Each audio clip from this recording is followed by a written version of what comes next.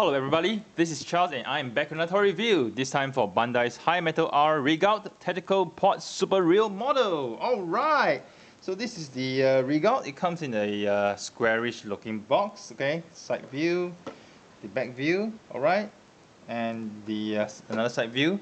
So before the review, I need to go through what goes on in the tray. So when you take out the box, you have this, alright.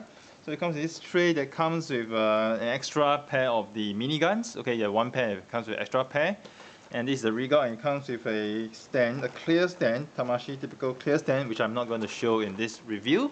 Alright, so without further ado, here is the Rig Out. Alright, so I have been standing in the tallest possible mode, alright, just to show its comparison versus the VF1S. So here we have the VF1S Hikaru version. Alright, so you can see the Rig Out is so much taller than the 1S, and it's according to scale in the anime. And you can see over here, side view comparison, alright, back view comparison, okay, and a back to back comparison over here.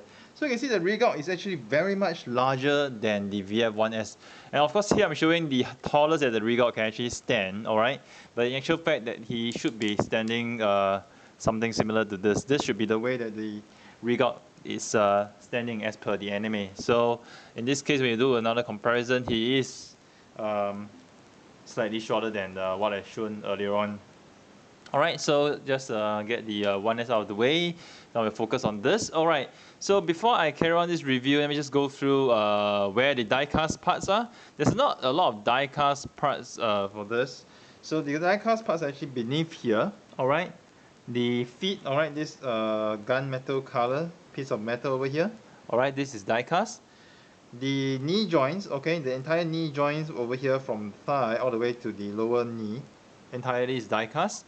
And also, let me just take this out first. Okay, the hip joints inside, alright, they're die-cast. So apart from that, there is no die-cast in this figure. So in terms of motion-wise, there's a lot of motion.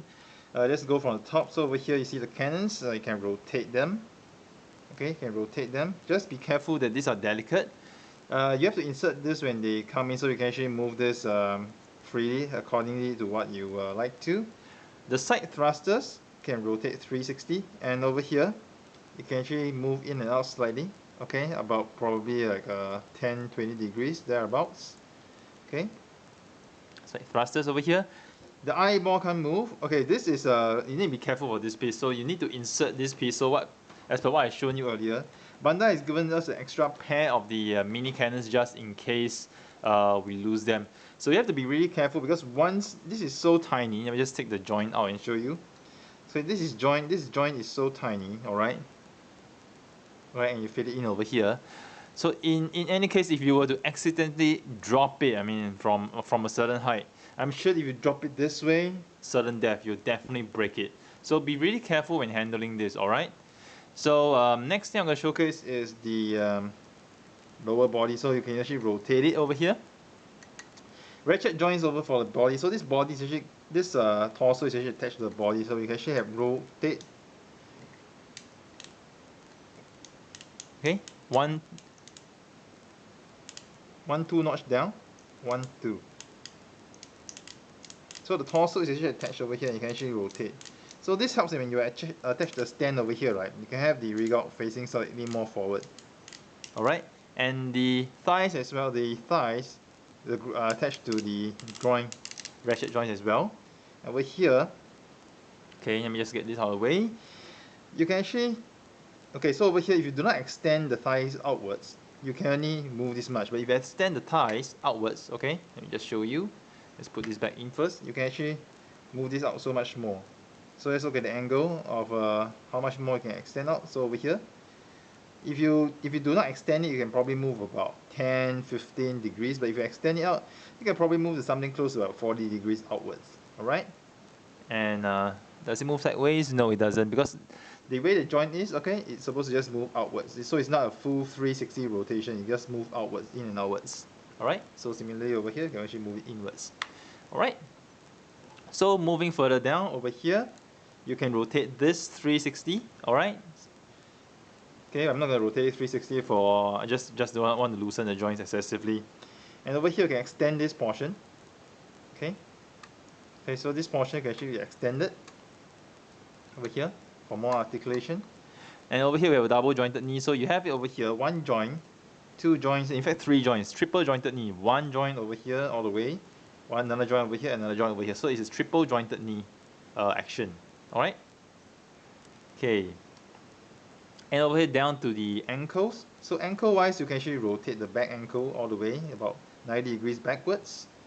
Over here is a double jointed front for the feet. Okay, you can rotate it this much. Okay.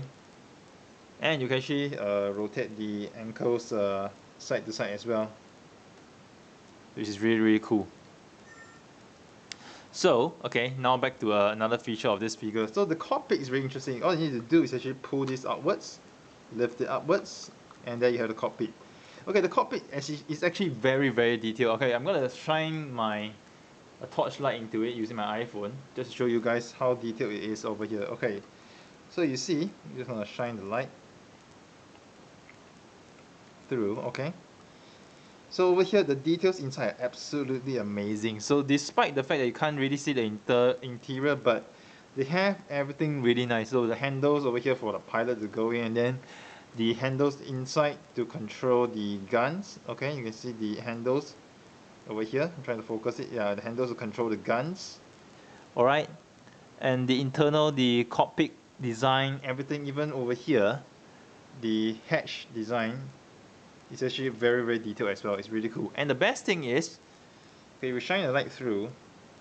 Cool, right? Look at the eyes. Look at the pinkish eyes. So anime accurate. Right, so this is really cool. Shine it through. Oh my gosh, I could do this the whole night.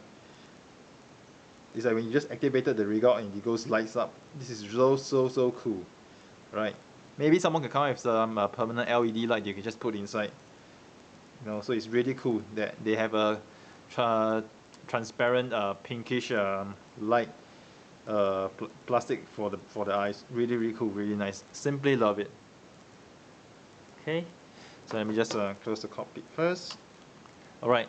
So in terms of, let's say, action, okay, you can actually park. So when the rig out is actually in the standby mode, okay, you actually need to pull. Okay, you can actually pull this.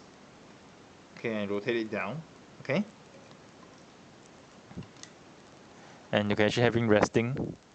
Okay, I think this is how the rig out rests. Okay, before he goes into action. So maybe this much, or maybe just this much. Yeah. So before the pilot goes in, you know, copy out, goes in everything. It's really cool. Yep. Yeah. And then this is how the rig out looks like. So you can really see. So again, do a comparison when it's really compressed over here, really shrunk to size versus the VF1S again. Okay, do another comparison. So it's really cool, really cool. Okay, let me just adjust the leg a little bit. Okay. Over here. So this is the rig out. So it's really cool. I mean, articulation is mainly in the feet, okay, but the action wise for this is really cool. So I can actually have him simulated in like a walking pose. Let me just try to get that walking pose done over here. So it's really cool looking at here. Look at this. I really love this pose. I mean, the dynamism that this figure has is so awesome. And you know, it's like, it's really articulate. I mean, I think the way Bandai has does it is really good. I didn't own the Rebel Tech version of this figure because it was too small and too rubbery, but I think looking at the one that Bandai has right now, it's really cool. And you know, I'm troop building this guy, man. I'm really troop building this guy. So yes, I got this first from Robo. I mean, a local toy seller in Singapore. So I have 3 on pre-order from Ami, which is on the way. Here I just paid them today, but they haven't delivered it yet. But Robo somehow has gotten it first, so I got this piece from them first, just so that I can bring this review to you guys. But it's really wonderful. I mean, you look at this guy. He is so cool. I mean, if you were to I think he can balance himself really well as well. A single leg balance. I mean, just try to do a balance. I did this early on before I did the review. He can balance himself on one feet. Look at this. Really cool. So, I mean, there's a lot of fun and action that can pack with this figure.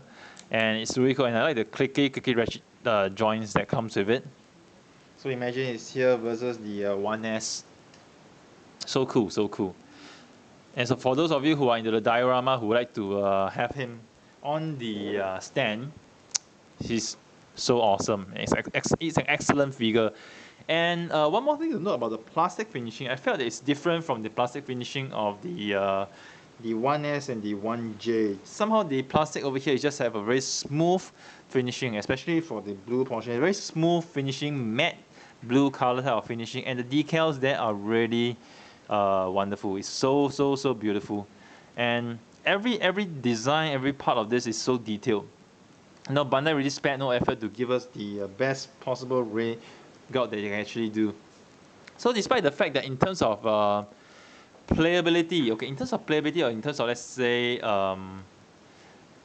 complexity, okay, in terms of complexity for the toy itself, it's very simple. It's just mostly motions in the lower leg. But I will tell you that they actually put in a lot of effort to actually have the necessary joints. I mean, a triple jointed knee, okay, for the rig out, double jointed parts for the ankle, front toe, and the articulation for the entire ankle as well as all the articulation for the guns and the sights. I think it really put in a lot of effort to make sure that we got the best one they could possibly provide. So even though it's at a side it's like a simple figure, but there's a lot of engineering behind it, and I simply love it. And for those of you who might be concerned about the joints loosening over time, I personally feel that for the knees, okay, the knees and the ankles, the die-cast joints are really tight. And for the groin section, okay, it's all on the ratchet joint. So on the ratchet joints wise, you don't really expect it to actually loosen very easily. If there's any part that might loosen over time, maybe just what I think is maybe it's just this top part of the knee joint, which I feel it compared to the rest of the joints is the loosest. Okay, not to say that it's loose, but it's just the least tight compared to the rest. All right, so it's really awesome. I really love this, and I am really happy that I'm troop building this guy, and I'm really looking forward to the next one that's coming, which is going to be the VF-1S Skullfighter Roy Fokker version. I'm really looking forward to that one. But in the meantime, I'm gonna have a lot of fun with this guy. And for those of you who haven't got it, you really should get it. In fact, you should get 3 of them at least. You know, for troop building, you should really get at least 3 of them, so that it looks really impressive as a troop. All right. So here's Charles signing off with yet another toy review. I hope you guys have enjoyed. Do stay tuned to my channel for more reviews next time.